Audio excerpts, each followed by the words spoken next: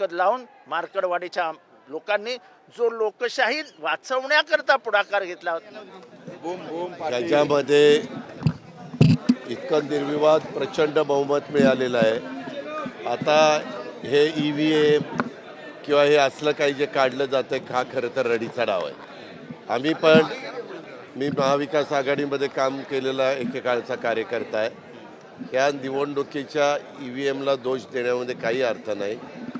लोकसभेला EVMनी 31 जागा महाविकास आघाडीला दिल्या, त्यावेळेस EVM खूप चांगलं होतं।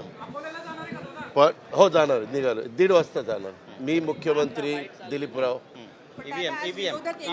तर ऐका ना, त्याच्यामध्ये 31 ज्यावेळेस निवडून आले त्यावेळेस EVM मशीन खूप चांगली होती आणि इकडं मात्र असा निकाल लागला हा, त्यावेळेस EVMला दोष द्यायला सुरुवात केली। ठीक आहे, लोकशाहीमध्ये प्रत्येक आघाडीला, युतीला, पक्षाला, त्यांच्या नेत्यांना काय त्यांनी वक्तव्य करायचं तो त्यांचा अधिकार आहे।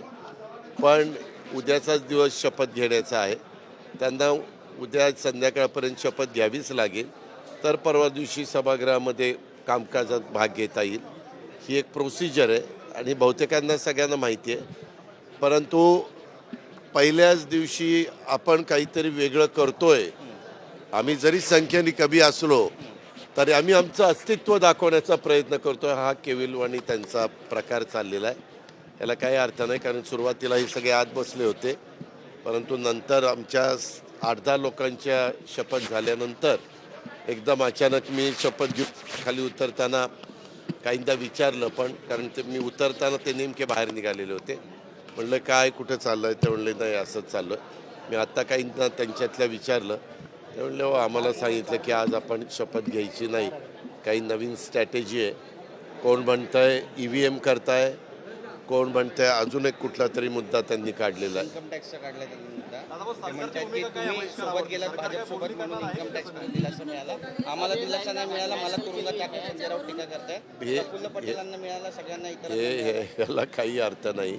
इतके वर्ष आम्ही त्यांच्याबरोबर होतो त्यावेळेस, आता कुठलाही कोर्टाचा निकाल काही एका दिवसाला लागत नाही, वेगवेगळ्या पद्धतीनं चौकशी होते। चौकशी घेतल्यानंतर त्याच्याबद्दलचं तुम्हाला अपील वगैरे करण्याचा अधिकार असतो। या प्रोसेस बरेच दिवस त्या ठिकाणी चाललेल्या होत्या। आम्ही आमची भूमिका मांडली। आता ह्यांच्याबरोबर मी असेल तर अजित पवार चांगला, ह्यांच्याबरोबर पण मी कुणाबरोबर उपमुख्यमंत्री म्हणून काम केलं नाही। मी जर अतिशय दोषी असतो, भ्रष्टाचारी असतो, तर बाकीच्यांनी माझ्याबरोबर कामच केलं नसतं, मला ही पदच मिळाली नसती। आज हा निवळ तो यावेळेसचा राजकीय म्हणजे राजकीय भूमिकेतनं मला अडचणीत आणण्याचा प्रयत्न त्या ठिकाणी झाला। मला माझं मन सांगत होतं की आपण आपली भूमिका, जिथं न्याय मागायचा आहे तिथं आपण न्याय मागू शकतो, आणि मी तो न्याय मागत होतो। आमच्या वेगवेगळ्या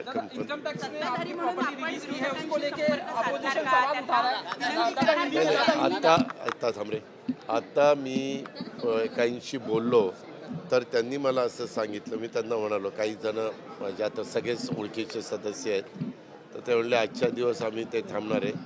आता मी 1:30 वाजता मी, मुख्यमंत्री दिलीप वळसे पाटील, आणि अजून एक आज एकेकाळी राज्याचे विरोधी पक्ष नेते असणारे, एकेकाळी राज्याचे मंत्री असणारे, विरोधी पक्ष नेते, असे अनेक पदं आमच्या पक्षाचे, एकेकाळी प्रांताध्यक्ष असणारे सिनियर नेते मधुकरराव पिचड साहेबांचं दुःखद निधन झालेलं आहे, आणि त्याच्यामुळे त्यांचं दर्शन घेण्याच्याकरता आम्ही आत्ता दुपारी जातो आहे आणि लगेचच त्या ठिकाणी येतो आहे।